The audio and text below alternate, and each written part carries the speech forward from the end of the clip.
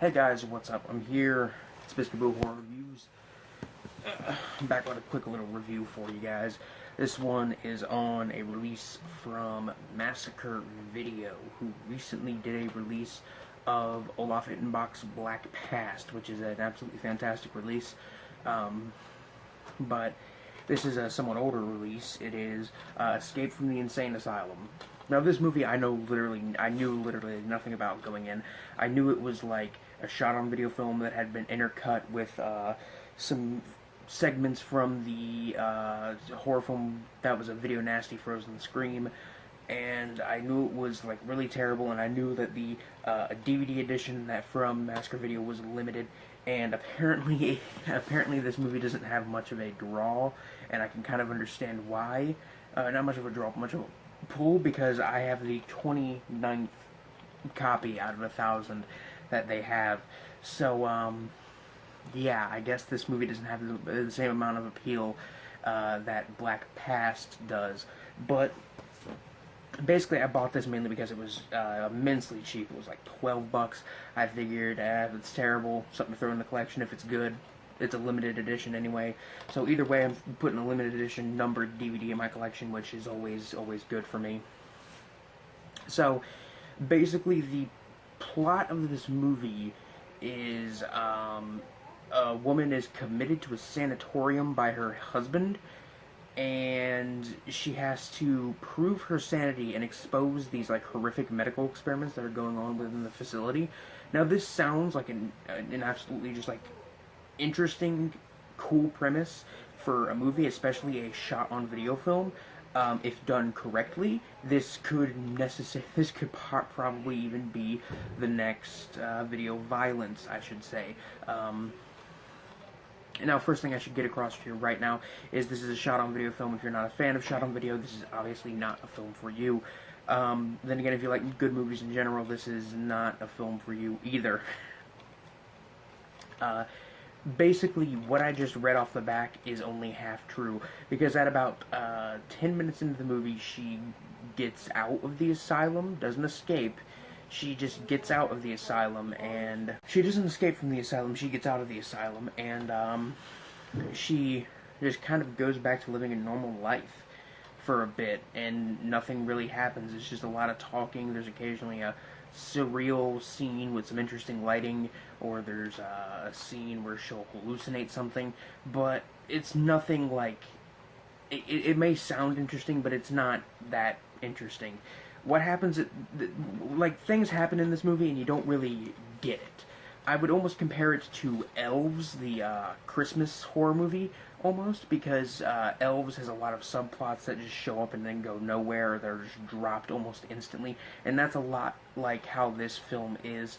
It's very nonsensical, very incomprehensible as a film, and it makes for an interesting, somewhat unintentionally funny watch, but other than the few scenes that'll make you laugh, and then like the 2 or 3 scenes of gore in the film, there's really nothing going on. There's no real sexual content. This film could really use a big dose of sex and violence. It really could, because that is exactly what this film is missing, is tons of sex and violence, and this could be a classic of the shot-on-video genre. And I mean, with, like, a cover art like this, like, you can't even lie. This looks like an absolute kind of blast, especially if you love exploitation or low-budget horror. But sadly, this is really not that good, and the acting is really terrible. The audio channels are all messed up. Like, in the beginning scenes, you can barely hear what anybody's saying, but the music is really loud. And this basically stays that way throughout the entire movie, so you have to, like, turn your TV up in order to hear what people are saying, and there are no subtitles on this release, sadly, so you can't just, like, put it on, like, medium volume and put on the subtitles and tell what people are saying.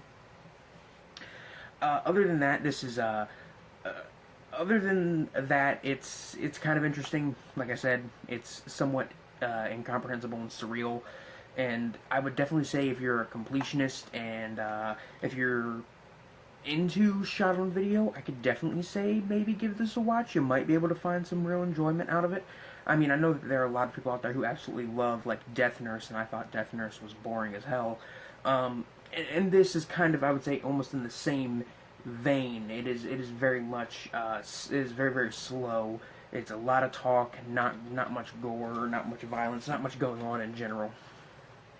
The only extremely interesting scene which grabbed my attention, like absolutely just grabbed my attention when I was, like, while I was starting to, like, fall asleep while watching it, was at the very end, in this scene where the main character, her whole face melts off.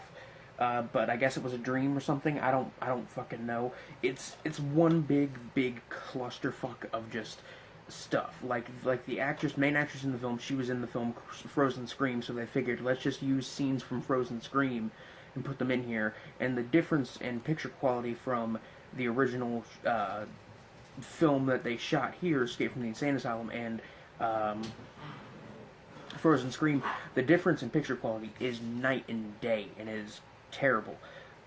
Because this is a shot-on-video film, they tried to master it from the best surviving copy. It was a tape master, and it looks actually not that bad. Definitely one of the better. This is definitely one of the better releases of a shot-on-video film I've seen, and the picture quality isn't bad. I would honestly say if you're a collector, you're a completionist, and you want to have. And you want to get it because it's a limited edition, I would say go ahead and bite the bullet on it. It's only like $12. It's a really bad movie, but it's not. I wouldn't say it's necessarily unwatchable. I would say with some friends and maybe some alcohol, this could be an absolute a blast to watch. But as for sitting here alone in my bedroom sober, this is pretty much just boring. Except for that ending face melting scene, that was really cool. On the gore meter from 1 to 10, 1 being something like Nosferatu, 10 being something like Brain Dead, Escape from the Insane Asylum probably sits at, I would say, maybe a 3 or 4. It is, I would probably say a 3. There are only a few scenes of gore in the entire movie, and that's the one thing it's missing. It's missing the red stuff, and sadly that is the problem here. Although it does have I did not watch the alternative cut of this film, which is Night of Terror, which doesn't have, apparently it's 5 minutes longer, and it doesn't have the scenes from Frozen Scream. So maybe that cut is a bit better. I'll have to watch it eventually. But as for now, this is this is okay-ish. No, it's fucking terrible.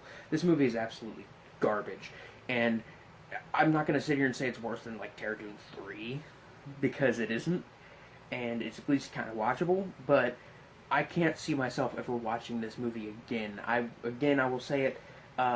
Worth checking out if you're into shot on video. You want to give it a shot.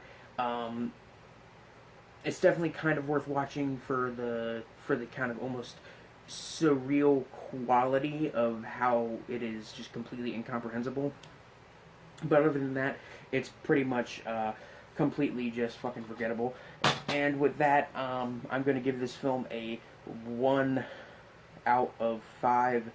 And with that, this is the end of another review. This is Biscuit Boo Horror Reviews signing off. Peace.